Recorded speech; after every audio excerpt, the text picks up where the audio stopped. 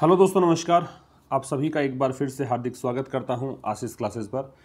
8 अप्रैल का first editorial हम discuss कर रहे हैं। वो कैब देख लेते हैं। पहला शब्द है लिटरल।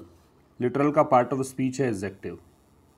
जिन वर्ड्स के एंड में एल होता है वो जनरली एडजेक्टिव्स होते हैं। जैसे कम्युनल होता है, प्रोपोर्शनल होता है, ठीक है, ट्रांजंक्शनल होता है, ये सब एडजेक्टिव्स हैं। लिटरल का मतलब होता है कोस्टल, तटीय, ठीक है। लिटरल का मतलब क्या है? कोस्टल, तटीय। दूसरा शब्द है अलाइनमेंट। अलाइनमेंट जो है वो नाउन है क्योंकि MENT दे रखा है। जिन वर्ड्स के एंड में MENT होता है वो शब्द क्या होते हैं? नाउन। अलाइनमेंट क्या होता है?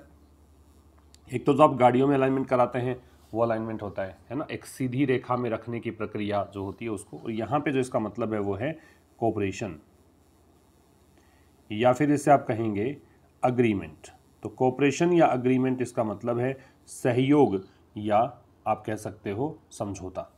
हिदरटू है वो एक एडवर्ब है, इसका मतलब होता है अंटिल नाउ, या फिर आप इसे कहेंगे सो फार, अब तक।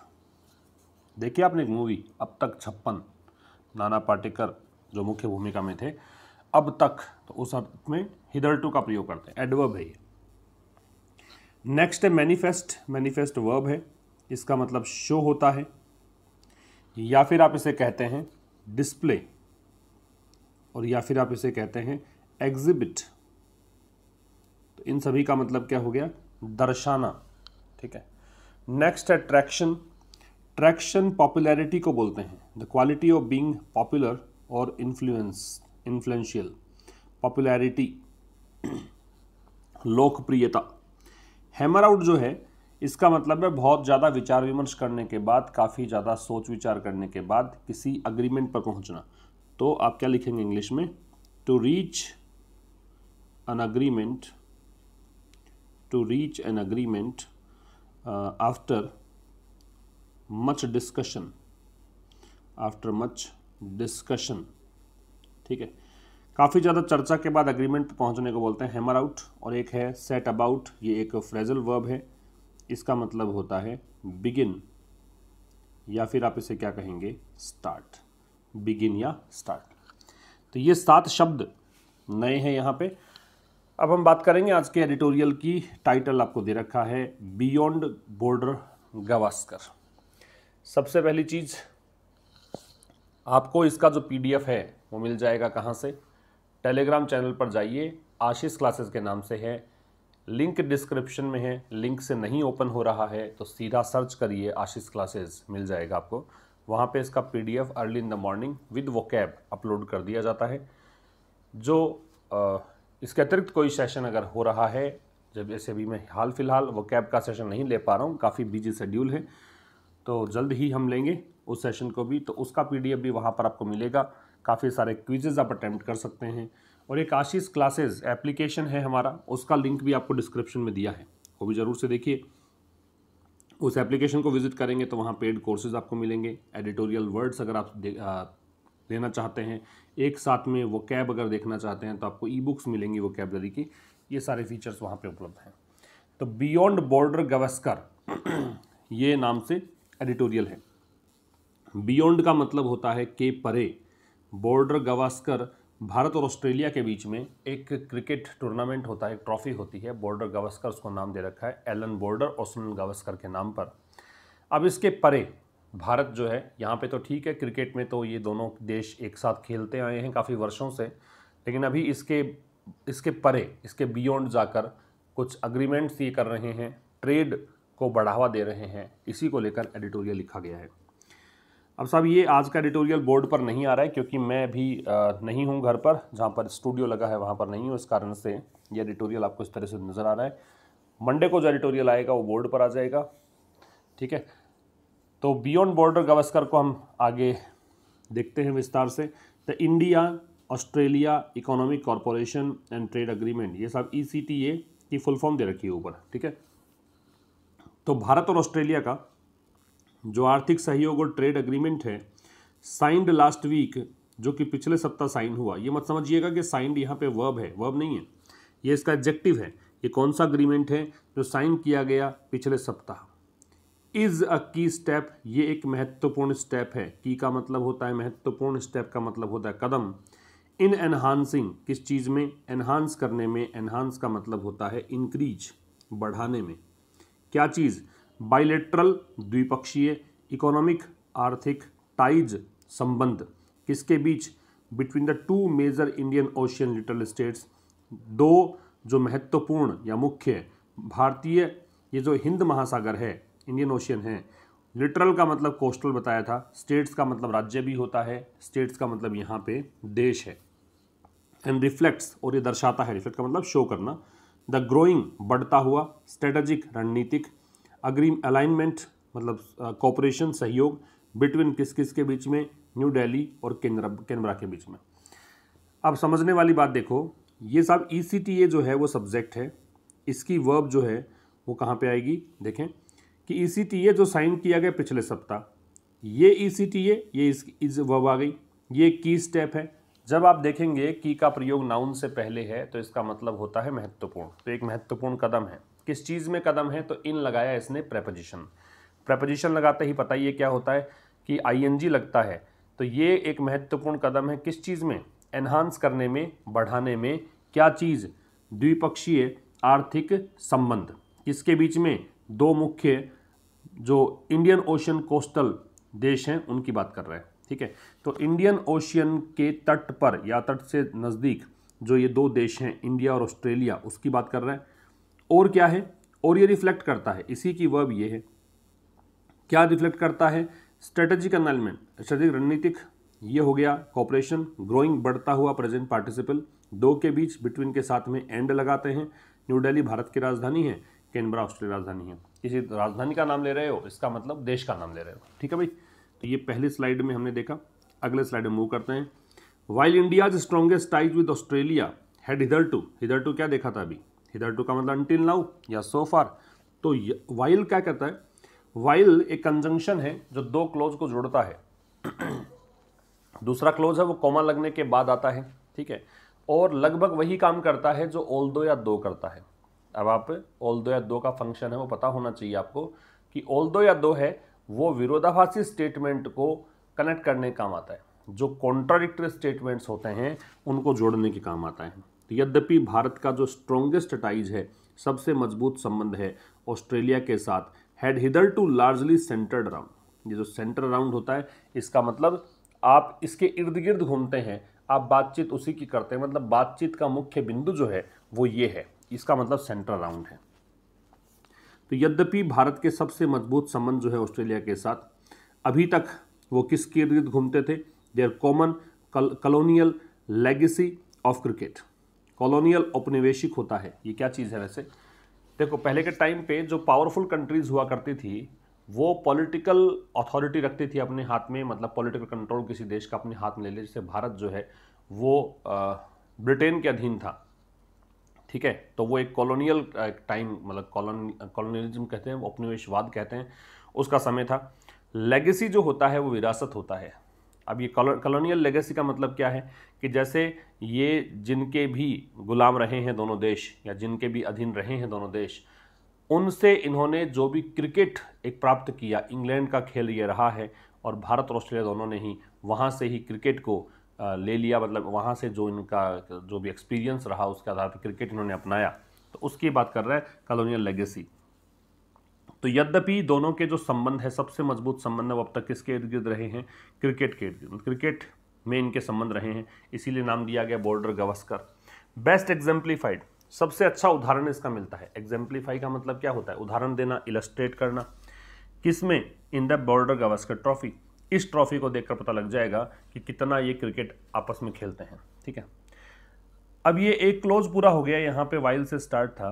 अब कह रहा है ए मोर कंटेम्प्रेरी शेयर्ड विजन। कंटेम्प्रेरी का मतलब तत्कालिक या समकालीन, एक ही समय का, लेकिन एक अधिक जो समकालीन, शेयर्ड विजन का मतलब एक ऐसा विजन जो आपस में साझा किया है। भारत का भी विजन है और ऑस्ट्रेलिया का भी विजन है, वो है शेयर्ड विजन। विजन का मतलब लक्ष्य कह सकते हो, एम्बिशन कह सकते हो।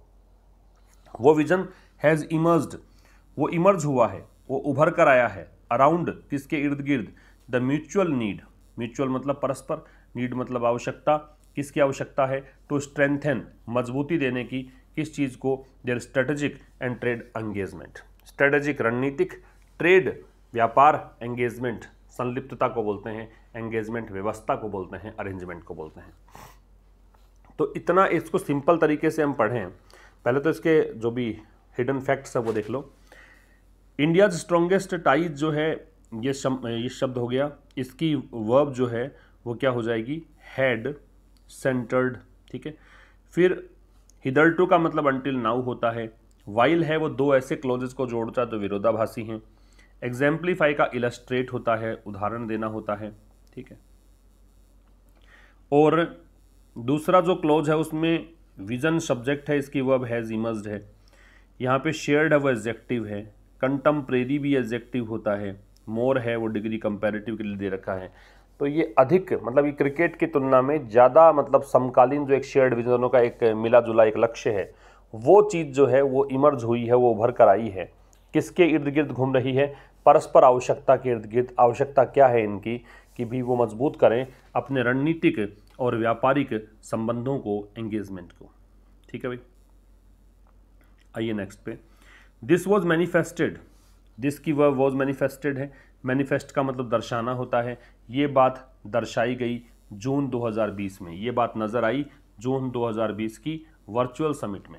वर्चुअल समिट, समिट का मतलब मीटिंग होता है, समिट का मतलब क्या है? मीटिंग। तो वर्चुअल समिट मतलब ये वो मीटिंग है जो वीडियो कॉन्फ्रेंसिंग के जरिए चलती है, जहाँ पर आपस में लोग वैसे फिजिकल फॉर्म में नहीं मिलते हैं। तो मीटिंग को बोलते हैं क्या? समिट। मैनिफेस्ट का मतलब बताया था display, exhibit, demonstrate, reveal, show, ये सब होता है।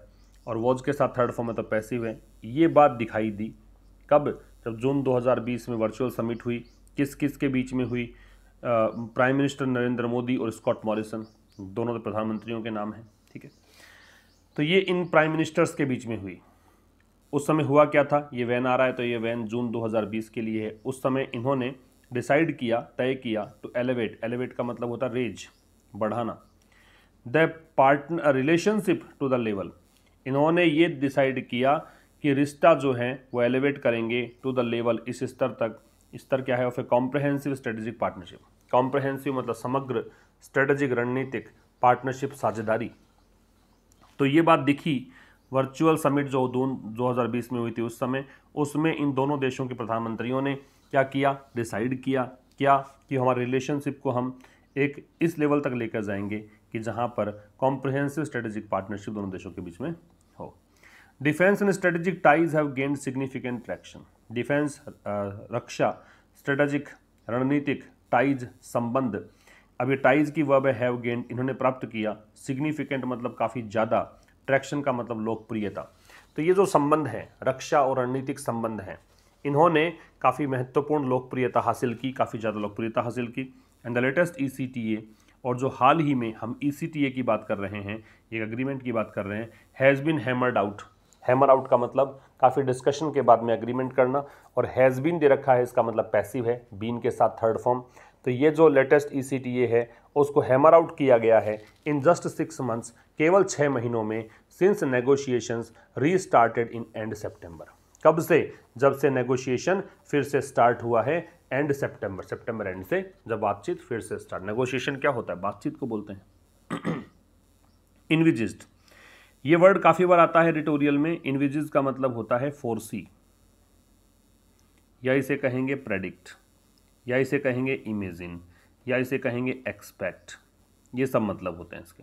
मतलब आप आशा लगा के बैठते हैं, आप कल्पना करके बैठते हैं भविष्य में ऐसा होगा, उसको बोलते हैं इनविजिज। तो envisaged as an early harvest agreement. अब ये अर्ली हार्वेस्ट एग्रीमेंट का एक नाम मान लीजिए, ठीक है। इसका मतलब क्या है? अर्ली हार्वेस्ट एग्रीमेंट में दो देशों की सरकार जो है या दो पार्टियां जो एग्रीमेंट करती हैं वो टैरिफ्स को कम करने पर विचार करती हैं। टैरिफ क्या होता है? आयातित शुल्क होता है। जो इंपोर्टेड आर्टिकल्स हैं, इंपोर्टेड जो आइटम्स हैं, उन पर लगने वाला शुल्क, उसको टैरिफ बोलते हैं, ठीक है। उसको कम करने पर विचार करती है, उसको बोलते हैं अर्ली हार्वेस्ट। तो कह रहा है कि पहले ये कल्पना की गई थी कि ये एग्रीमेंट कैसा होगा? अर्ली हार्वेस्ट एग्रीमेंट होगा, मतलब इसके अंदर हम टैरिफ्स को कम करेंगे। The ECTA covers the gamut of economic and commercial relations. अब बात करें जो ECTA है, ये कवर करता है किस चीज़ को? गैमेट। गैमेट का मतलब लिखो scope and range, scope and range, दायरा बोल सकते हो। और दै लगा रखा है गैमेट से पहले, इसका मतलब समझिए कि ये नाउन है। आर्टिकल लगता है किसी शब्द से पहले तो वो क्या होता है? नाउन होता है। ठीक है, तो इसको इस रूप में लिया गया कि अर्ली हार्वेस्ट अग्रीमेंट है। तो ECTA जो है वो कवर करता है किस चीज़ को? इकोनॉमिक और कमर्शियल रिलेशंस के दायरे को। इकोनॉमिक आर्थिक, कमर्शियल वाणिज्यिक रिलेशंस, रिश्ते, इसके दायरे को इंक्लूडिंग जिसमें शामिल है। आप याद रखिए, इंक्लूडिंग और एक्सक्लूडिंग अगर इस किसी सेंटेंस के बीच में आते हैं, इसका मतलब वो प्रेपोजिशन है। इंक्लूडिंग और एक्सक्लूडिंग किसी सेंटेंस के बीच में आते हैं तो वो क्या है? प्रेपोजिशन है। और इसके बाद ऑब्जेक्ट लगता है फिर, जिसमें शामिल है trade in goods and services. इसमें शामिल है कि वस्तु और सेवाओं में, मतलब व्यापार किस क्षेत्र में? गुड्स एंड सर्विसेज सेक्टर में। रूल्स ऑफ ओरिजिन, इसमें ये शामिल है ओरिजिन का रूल की कैसे शुरुआत की जाए, उसके नियम। टेक्निकल बैरियर्स टू ट्रेड, तो तकनीकी रुकावटें हैं। रुकावटें जिसके सामने होते हैं उसके लिए टू लगाते हैं। रुकावटें किस में? ट्रेड में। डिस्प्यूट सेटलमेंट, मतलब विवाद का निस्तारण करने में। एंड कस्टम्स प्रोसीजर्स, और जो भी सीमा शुल्क है उसका प्रोसीजर क्या होगा, ये सब। तो कह रहे पहले इस अग्रीमेंट के बारे में ये सोचा गया था कि अर्ली हार्वेस्ट अग्रीमेंट साबित होगा। ECT जो है वो पूरा दायरा कवर करता है किस किस का? इकोनॉमिक और कमर्शियल रिलेशंस का, जिसमें ये चीज़ें भी शामिल हैं। तो गैमेट का रेंज या स्कोप होता है, नाउन है। ECTA की वर्ब जो है वो कवर्स है। आगे बढ़ते हैं। टारगेटिंग ए गोल, टारगेटिंग, टारगेट लेते हुए, मतलब लक्ष्य करते हुए। लक्ष्य क्या रखा?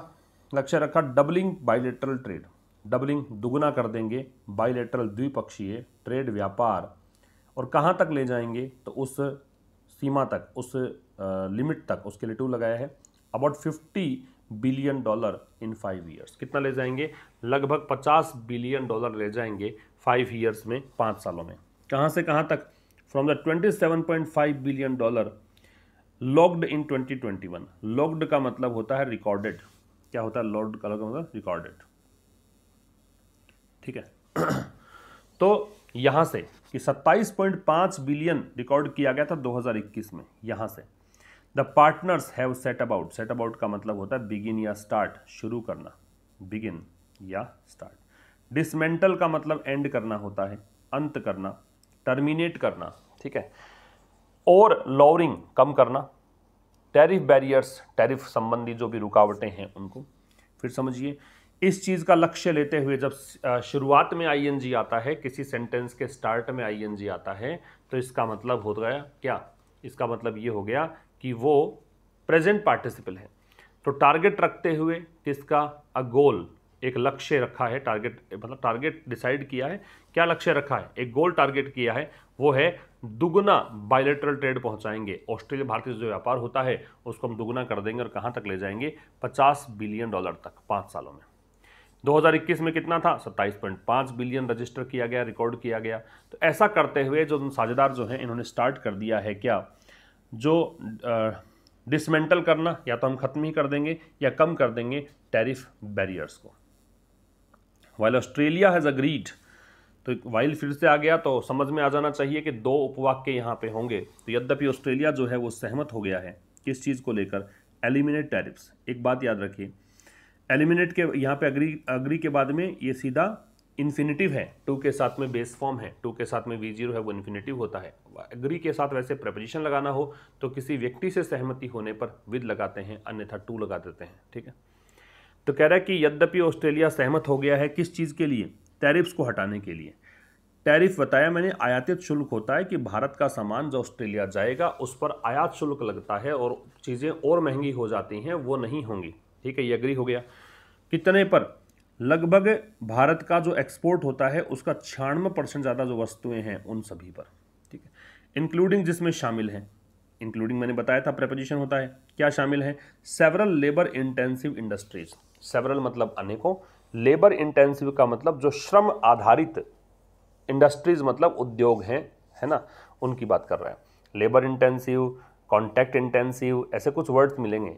इंटेंसिव का मतलब ज़्यादा होती है वो चीज़ें, और लेबर इंटेंसिव श्रम पे आधारित हो गया। ठीक है, तो यद्यपि ऑस्ट्रेलिया जो है वो सहमत हो गया है टैरिफ्स को हटाने को लेकर, कितने सामान पर भारत जो निर्यात करता है ऑस्ट्रेलिया को, उसमें 96% से ज़्यादा पर टैरिफ्स हैं वो हटाने पर सहमत हो गया है, जिसमें शामिल है अनेकों ये लेबर इंटेंसिव इंडस्ट्रीज। अब देखो ये नया हो गया, ये दूसरा क्लॉज है। वहीं भारत जो है वो अलाउ करेगा ड्यूटी फ्री एंट्री, मतलब भारत जो है वो कर नहीं लगाएगा, ड्यूटी का मतलब टैक्स हो गया, कितने पर, 85% जो ऑस्ट्रेलिया का सामान है उस पर, ठीक है, by value from day one, ठीक है, by value from day one, कब से, एक पहले दिन से ही। एक बात याद रखना, जब आप नाउन के बाद में लगाते हो ये 1 2 3 4 या फर्स्ट सेकंड थर्ड फोर्थ, वहाँ कार्डिनल लगाना चाहिए। 1 2 3 4 कार्डिनल एडजेक्टिव्स होते हैं कुछ, अगर आपको याद आ रहा हो, एडजेक्टिव का जो पोर्शन आप पढ़ते हो वहाँ पे न्यूमरल एडजेक्टिव नाम से एक टाइप होता है, उसमें कार्डिनल, ऑर्डिनल, मल्टीप्लिकेटिव ये सब आप पढ़ते हो, है ना। तो उसमें कार्डिनल है ये डे वन, वन जो है कार्डिनल है। अगर आप फर्स्ट सेकंड थर्ड लगाते हो तो वो उससे पहले आता, the first day, the second day, ऐसे। तो कह रहा है कि भारत है वो अलाउ करेगा duty free entry 85% Australian goods की, है ना, गुड्स एक्सपोर्ट्स की, by value from day one. By value मतलब ये वैल्यू के हिसाब से जो 85% गुड्स हैं उनको ड्यूटी फ्री एंट्री देगा। और कह रहा है कि with in the next 10 years, और 10 साल के भीतर भीतर, विद इन का मतलब के भीतर भीतर, कट टैरिफ्स, भारत यहाँ कटौती कर देगा टैक्स में, ठीक है। अब ये विल दे रखा है ना, वैसे ही विल अलाउ है तो विल कट है, ये विल वापस नहीं लगाया, तो जीरो तक लेकर जाएगा। On another 5% Australian merchandise, merchandise का मतलब होता है सामान, जिस सामान को बेचते हैं उस सामान को बोलते हैं मर्चेंडाइज। और बाकी जो सामान है, अनदर मतलब एक और 5% और, ये मतलब उस ऑस्ट्रेलियन जो मर्चेंडाइज है 5% और जो ऑस्ट्रेलिया का सामान जो निर्यात होता है ऑस्ट्रेलिया से भारत में आयात होता है, उस पर भी भारत जो है कटौती करेगा टैक्स टैरिफ में, और कटौती करके जीरो तक ले जाएगा। समझ गए, 10 सालों के अंदर की प्रक्रिया है, लंबा प्रोसेस है। That the negotiators adopted a pragmatic tack, tack का मतलब होता है तरीका, मतलब कोई एक वे कह सकते हो, मेथड कह सकते हो, अप्रोच कह सकते हो, उसको बोलते हैं टैक। लिख लीजिए, मेथड कहा जा सकता है, अप्रोच कहा जा सकता है, मेथड, अप्रोच, वे। तो कह रहा है कि जो नेगोशिएटर्स हैं, जो नेगोशिएट करने वाले लोग हैं, मतलब जैसे भारत और ऑस्ट्रेलिया की बात कर रहे हैं, अडॉप्टेड, इन्होंने अडॉप्ट किया, अपनाया। प्रैग्मेटिक का मतलब होता है फिजिबल, प्रैग्मेटिक का मतलब फिजिबल, मतलब व्यवहारिक, बिल्कुल जो होने योग्य हो वो प्रैग्मेटिक है।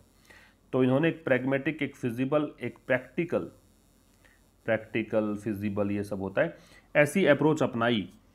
ये बात जो है, अब नेगोशिएटर्स की वर्ब तो अडॉप्टेड है, और ये जो पूरा क्लोज है इसकी वर्ब, इसके लिए दैट दे रखा है और दैट की वर्ब इज है। ये बात जो है एविडेंट है, एविडेंट का मतलब ऑब्वियस है, एविडेंट का मतलब क्लियर है, एविडेंट का मतलब स्पष्ट है। किसमें, इन द वे, उस तरीके में कि कंटेंशियस इश्यूज, कंटेंशियस होता है कंट्रोवर्शियल या डिस्प्यूटेड, जो विवादास्पद है वो कंटेंशियस है, इश्यूज मतलब मुद्दे, सच एज का प्रयोग एग्जाम्पल देने के लिए करते हैं, जैसे कि डेयरी सेक्टर है ना, ये कि विवादास्पद मुद्दा है दोनों देशों के बीच में, ये मुद्दा। A politically significant export industry in Australia, ये राजनीतिक रूप से एक बहुत ही महत्वपूर्ण एक्सपोर्ट इंडस्ट्री है ऑस्ट्रेलिया में। वर सेट असाइड, तो ये जो मुद्दे हैं जिस तरीके से इनको सेट असाइड किया गया, सेट असाइड का मतलब इग्नोर कर दिया गया, इनको एक तरफ रख दिया गया, for separate resolution at later talks. क्या कहा गया कि भाई इस पर अलग से रेजोल्यूशन का मतलब रिजोल्व किया जाएगा, इस मुद्दे को सुलझाया जाएगा। कब सुलझाएंगे, लेटर टॉक्स, जो बाद में बातचीत होगी, आगे आने वाले टाइम पे जब हम मिलेंगे तब बात कर लेंगे। तो ये समझदारी दिखाई इन्होंने, ठीक है। तो नेगोशिएटर मतलब भारत की तरफ से प्रतिनिधि चला गया, ऑस्ट्रेलिया की तरफ से प्रतिनिधि आ गया, इन्होंने बातचीत करनी शुरू करी, और इन नेगोशिएटर्स ने क्या किया, एक प्रैग्मेटिक अप्रोच अपनाई। तो ये बात स्पष्ट दिखती है कि इसमें उस तरीके में कि जो विवादास्पद मुद्दे हैं, जैसे कि ये वाला सेक्टर जो कि ऑस्ट्रेलिया का राजनीतिक रूप से बहुत ही महत्वपूर्ण एक्सपोर्ट इंडस्ट्री है, इन मुद्दों के लिए आ रहा है वर, और सेट यहाँ पे थर्ड फॉर्म है तो पैसिव है, इनको एक तरफ कर दिया गया सेपरेट रेजोल्यूशन के लिए, आगे आने वाली बातचीत के लिए। अ की एरिया, एक महत्वपूर्ण area, that has been included, जिसको कि इंक्लूड किया गया है, दैट यहाँ पे इस एरिया के लिए है, इज, अब ये की एरिया के लिए इज है। तो वो महत्वपूर्ण एरिया जिसको इंक्लूड किया गया है वो क्या है, नेचुरल पर्सन्स का movement. Natural person, legal person, दो डेफिनेशन होती है ज्यूरिस्प्रूडेंस में। जो विधि शास्त्र है उसके अंदर दो चीज़ें मिलेगी, एक लीगल पर्सन, एक नेचुरल पर्सन। लीगल पर्सन को आर्टिफिशियल पर्सन बोलते हैं, नेचुरल पर्सन का मतलब हो गया एक लिविंग ह्यूमन बीइंग, ठीक है, एक ह्यूमन बीइंग जो एक एंटिटी, एक लीगल एंटिटी के रूप में काम करे उसको नेचुरल पर्सन बोलते हैं। मतलब कॉरपोरेशन नहीं हो, इंस्टीट्यूशन नहीं हो, कोई संस्थान, कोई ऑर्गेनाइजेशन नहीं हो, किसी व्यक्ति को नियुक्त किया जाए, उसको बोलते हैं क्या, नेचुरल पर्सन्स। तो एक बड़ा एरिया, एक महत्वपूर्ण एरिया जिसको कि शामिल किया गया वो है इनकम मूवमेंट, विच इज़ इनएक्सट्रिकेबली। इनएक्सट्रिकेबली का मतलब होता है, आप कह सकते हो इसको कि भी इसको यूँ कह दीजिए कि बिल्कुल स्पष्ट रूप से, ठीक है, इससे बच नहीं सकते हो आप। इनएविटेबली कह दो, अनडाउटेडली कह दो, बेशक कह दीजिए, या जिससे बचा नहीं जा सके ये कह दीजिए, कंप्लीटली कह सकते हो, टोटली कह सकते हो, पूरी तरीके से कह सकते हो। तो ये जो चीज़ है ना, ये पूरी तरीके से लिंक्ड टू, जुड़ा हुआ है किससे, फोस्टरिंग। फोस्टरिंग का मतलब होता है एनकरेज करना। ये जुड़ा हुआ है एनकरेज करने को लेकर, closer people to people links, कि लोगों का लोगों से संबंध, इसको बढ़ावा देने का काम है। एंड इज एन इम्पेरेटिव, और ये जो चीज़ है ये इम्पेरेटिव है। इम्पेरेटिव का मतलब नेसेसिटी है, ये आवश्यकता है किसकी, इन एफर्ट्स, ये उन प्रयासों के लिए इन इम्पेरेटिव है to promote bilateral trade in services. Bilateral द्विपक्षीय, ट्रेड मतलब व्यापार, सर्विसेज मतलब सेवा क्षेत्र में, ठीक है। तो ये बायलैटरल ट्रेड को सर्विसेज के अंदर प्रमोट करना चाहते हैं, इसके लिए ज़रूरी है ये चीज़। आगे आते हैं, द अग्रीमेंट एम्स, ये जो अग्रीमेंट हुआ है, ये जो समझौता हुआ है, ये डील हुई है, इसका लक्ष्य क्या है, to support access for a range of Australian Indian skilled service providers. इसका लक्ष्य ये है कि एक्सेस प्रोवाइड करवाना चाहते हैं, एक्सेस को सपोर्ट करना चाहते हैं, किसके लिए, ए रेंज ऑफ का मतलब बहुत बड़े संख्या में, बहुत बड़े स्तर तक, जो ऑस्ट्रेलियन और भारतीय स्किल्ड सर्विस प्रोवाइडर्स है। स्किल्ड का मतलब पता ही है आपको, जिसमें कुशलता की जरूरत पड़ती है। सर्विस प्रोवाइडर्स का मतलब पता ही है, सर्विस प्रोवाइड करने वाले। तो अग्रीमेंट है, इसका लक्ष्य है क्या, कि एक्सेस को सपोर्ट किया जाए, किसके लिए, बड़े स्तर पर जो ऑस्ट्रेलिया और भारत के स्किल्ड सर्विस प्रोवाइडर्स हैं उनके लिए, इन्वेस्टर्स के लिए और बिजनेस विजिटर्स के लिए, एंड ऑल्सो क्रूशियली सीक्स, और इसके साथ साथ क्रूशियली मतलब महत्वपूर्ण है ये बात भी, कि सीक्स ये अग्रीमेंट चाहता है। सीख का मतलब चाहना होता है, कोशिश करना होता है, डिमांड करना होता है। तो इसकी कोशिश ये भी है टू एड्रेस एन एरिया, कि ऐसे क्षेत्र को एड्रेस किया जाए। एड्रेस का मतलब एक तो होता है संबोधित करना, है ना। एड्रेस जब वर्ब के रूप में होता है तो इसका मतलब होता है संबोधित करना, या फिर होता है किसी चीज़ को सुधार करना, किसी चीज़ में गड़बड़ अगर है उसको दूर करना। तो ये गड़बड़ दूर करने के लिए आ रखा है। तो एक ऐसे एरिया को एड्रेस करना, लिंक्ड टू, तो जुड़ा हुआ है, अनदर मेजर ऑस्ट्रेलियन एक्सपोर्ट, एक और जो महत्वपूर्ण ऑस्ट्रेलिया का एक्सपोर्ट है वो एजुकेशन, उससे भी जुड़ा हुआ है, ठीक है। तो ये अग्रीमेंट जो है इसका लक्ष्य ये है कि भाई ये एक्सेस को सपोर्ट करना चाहते हैं, ठीक है। मतलब ये चाहते हैं, इस एग्रीमेंट से चाहते हैं कि भाई एक्सेस हो, पहुंच हो, कहाँ तक, ऑस्ट्रेलिया और भारत के जो स्किल्ड सर्विस प्रोवाइडर्स हैं उन तक, इन्वेस्टर्स तक, बिजनेस विजिटर्स तक। और साथ साथ में इस एग्रीमेंट में ये भी कोशिश की गई है कि ये एक ऐसा क्षेत्र जुड़ा हुआ है, एक और महत्वपूर्ण ऑस्ट्रेलिया का एक्सपोर्ट एजुकेशन, उस क्षेत्र को भी एड्रेस किया जाए, उसको भी सही ढंग से टैकल किया जाए। कैनबरा क्या है, ऑस्ट्रेलिया की राजधानी, has now agreed on a reciprocal basis. ये होता है म्यूचुअल, रेसिप्रोकल का मतलब म्यूचुअल। कभी आपने प्रोनाउन देखा हो, प्रोनाउन में एक रेसिप्रोकल प्रोनाउन होता है, तो रेसिप्रोकल का मतलब म्यूचुअल, ईच अदर को बोलते हैं। तो ऑस्ट्रेलिया जो है वो सहमत हो गया है, किस आधार पर, परस्पर, इस म्यूचुअल बेसिस पर। मतलब भारत भी अग्री हुआ तभी अग्री हुआ है ऑस्ट्रेलिया, कहने का मतलब ये है, किसमें, to ease visa restrictions. Ease मतलब ढिलाई देने में, वीजा पर जो प्रतिबंध लगे थे उनमें ढिलाई देने के लिए ऑस्ट्रेलिया जो है सहमत हो गया है। इनेबलिंग क्या करते हुए, इनेबल करते हुए स्टूडेंट्स को, इनेबलिंग मतलब योग्य बनाते हुए, उनको समर्थ करते हुए स्टूडेंट्स को। वेरिड का मतलब होता है भिन्न भिन्न, लेवल्स का मतलब स्तर, ऑफ हायर एजुकेशन उच्च शिक्षा के, to stay on for periods ranging from 18 months to 4 years, कि वो रुक सकते हैं, ठहर सकते हैं, अलग अलग समय उनके लिए तय किया गया, 18 महीने से लेकर 4 साल तक रह सकते हैं। टू परस्यू वर्क अपॉर्चुनिटीज़, किसके लिए, काम के अवसर अगर ढूंढना चाहते हैं वो, अगर वर्क अपॉर्चुनिटीज़ वो देखना चाहते हैं, मतलब उसके लिए वो इतने समय तक रुक सकते हैं ऑन ए टेम्परेरी बेसिस, अस्थायी आधार पर, ठीक है। तो कैनबरा देखो, काफ़ी सारे स्टूडेंट, इंडियन स्टूडेंट्स ऑस्ट्रेलिया जाते हैं पढ़ाई के लिए, आइलेट्स या टॉफेल के माध्यम से, तो उसकी बात कर रहा है। कैनबरा जो है वो सहमत हो गया है रेसिप्रोकल बेसिस पर, मतलब दोनों देशों की सहमति बनी है इस बात पर कि वीज़ा रेस्ट्रिक्शंस को ईजी किया जाए। इससे क्या होगा, स्टूडेंट जो है जो अलग अलग स्तर की हायर एजुकेशन प्राप्त कर रहे हैं वो स्टूडेंट्स वहाँ रुक पाएंगे। ठीक है, कितने समय से कितने समय, 18 महीने से 4 साल तक रुक सकेंगे, वर्क अपॉर्चुनिटीज़ देख पाएंगे टेम्परेरी बेसिस पर। आर्ग्यूएबली ये हो गया कि ये एकदम आर्ग्यूएबली वैसे तार्किक रूप से होता है, लेकिन यहाँ पे आप कह सकते हो कि इसमें कोई शक की बात नहीं है, एकदम क्लियर है। Best feature of the ECTA, जो सबसे बढ़िया विशेषता है, फीचर का मतलब होता है एस्पेक्ट, पहलू, तो सबसे बेहतरीन जो पहलू है ना इस अग्रीमेंट का, दो यद्यपि इज वो क्या है, इनकॉर्पोरेशन। इनकॉर्पोरेशन का मतलब होता है इन्वॉल्वमेंट, शामिल करने का प्रोसेस।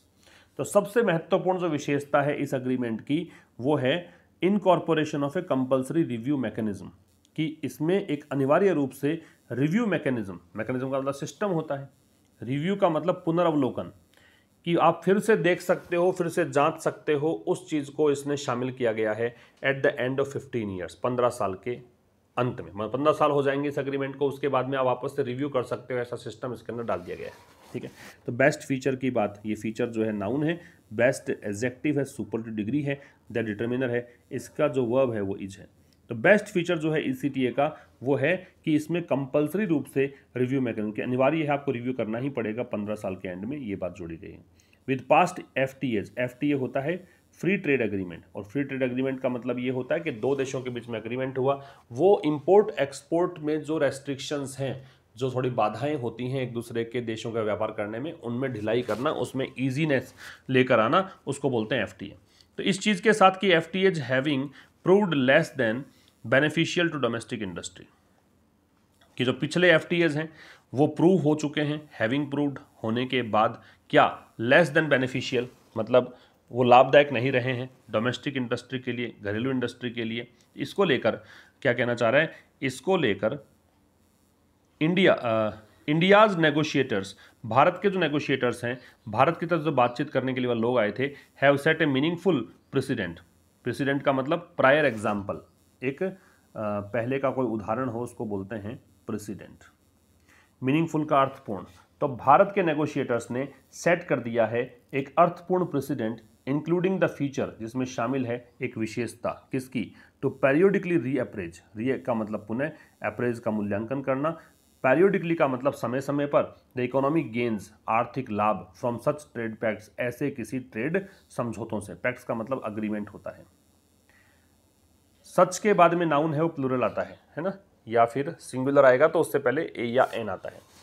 तो कह रहा है कि भाई इन चीज़ों के साथ कि पहले वाले जो एग्रीमेंट हुए थे वो भी मतलब डोमेस्टिक इंडस्ट्री के लाभदायक नहीं रहे थे, इसके चलते भारत के जो नेगोशिएटर्स हैं उन्होंने एक अर्थपूर्ण प्रेसिडेंट सेट कर दिया है। उन्होंने कहा कि देखो हमारे साथ एग्रीमेंट पहले भी हुआ है लेकिन हम फायदे में नहीं रहे, तो अभी हम क्या कर रहे हैं, अभी इन्होंने क्या किया, एक ऐसा फीचर ऐड कर दिया है कि हम समय समय पर मूल्यांकन करते रहेंगे, समय समय पर देखते रहेंगे कि साहब हमारे को आपसे पार्टनरशिप करके कुछ फ़ायदा हो रहा है क्या। ठीक है, ऐसे ट्रेड पैक्ट से ये हम देखते रहेंगे। ये इन्होंने एक एग्जाम्पल देके बता दिया कि देखो साहब पहले भी हमने कुछ बेहतर नहीं किया है, इस बार भी हम देखते रहेंगे समय समय पर, अगर काम बढ़िया चलेगा तो ही हम अग्रीमेंट जारी रखेंगे, वरना हम तोड़ देंगे इस चीज़ को, ऐसी बात है।